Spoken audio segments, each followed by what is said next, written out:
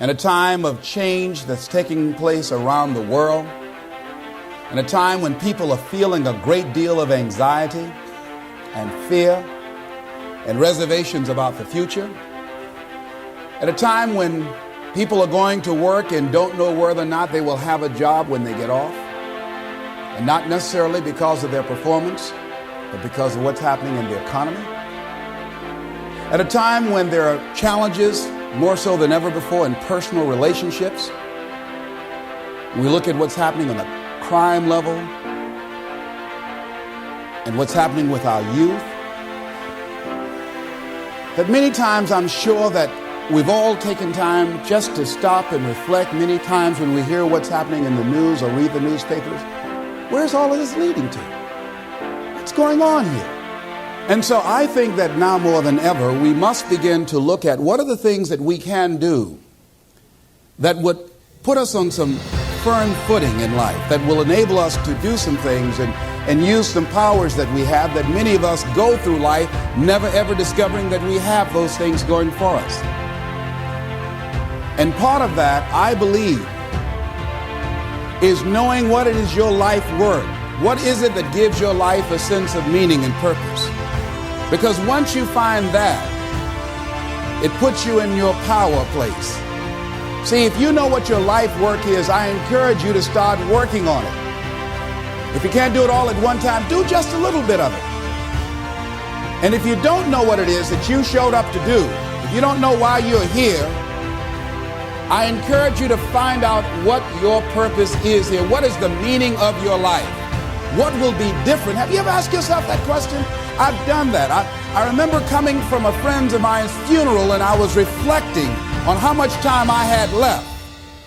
And I went for a walk in a park thinking about this guy whose life was so promising. And I mean, he wasn't an old guy. He was quite young, in fact. And I thought about all of the things that he said he was going to do, and he never got a chance to do those things.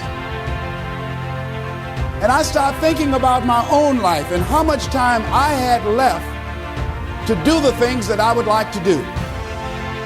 And at that time, I wasn't sure what my life purpose was, what my life's work was. I wasn't sure about it at that time. And I thought about it quite a lot. I had some idea, but I wasn't convinced, and I don't think I felt worthy. I didn't believe that it could be me to do this kind of work that I'm doing right now. And I say to you that if you begin to take a conscious effort to find out what it is that you're supposed to do, I say that it can literally save your life. 85% of the American public, according to recent studies, are going to jobs that they hate, working on jobs that do not challenge them. They get sick thinking about going. Migraine headaches after the Sunday afternoon football game or 60 minutes, the anxiety began to build. And come Monday morning, they drop dead of a broken heart. See, when you go to a job and you already know how far you can go, you can already see that proverbial glass ceiling. It's like going to a movie when you've gone in the middle of the movie and you've seen the end and you sit there for it to start all over again, but something is missing. You know what the outcome is going to be. You can't get excited about going through that movie all over again. Am I correct? See, when you're going someplace and you already know how much you're going to make, you already know how far you can go, you're in a dead-end position. It erodes your self-esteem. It lowers your sense of yourself. It creates an inner turmoil. It creates an emptiness in you. So I say that your life is worth finding what it is that you're supposed to do.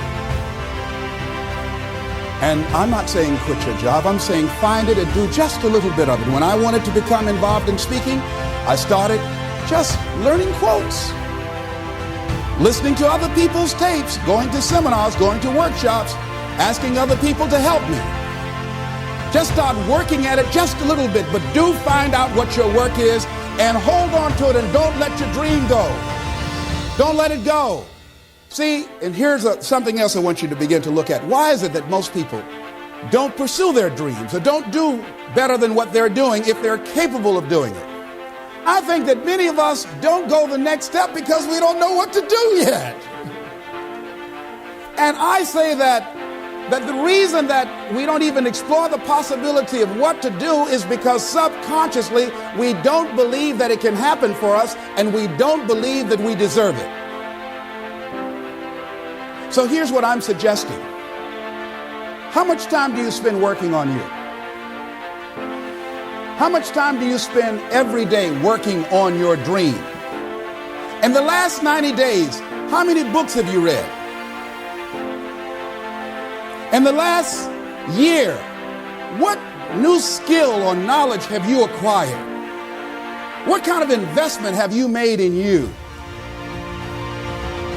So I'm saying that as you begin to look at where you want to go, if you want to make it today, and things are changing so fast, you have to literally run to stand still. I'm saying that you've got to make some conscious effort to begin to work to develop you. If you don't take the plunge, I guarantee you, somebody else will. Take the plunge. Go into action. And ladies and gentlemen, you will be surprised at how things will come together.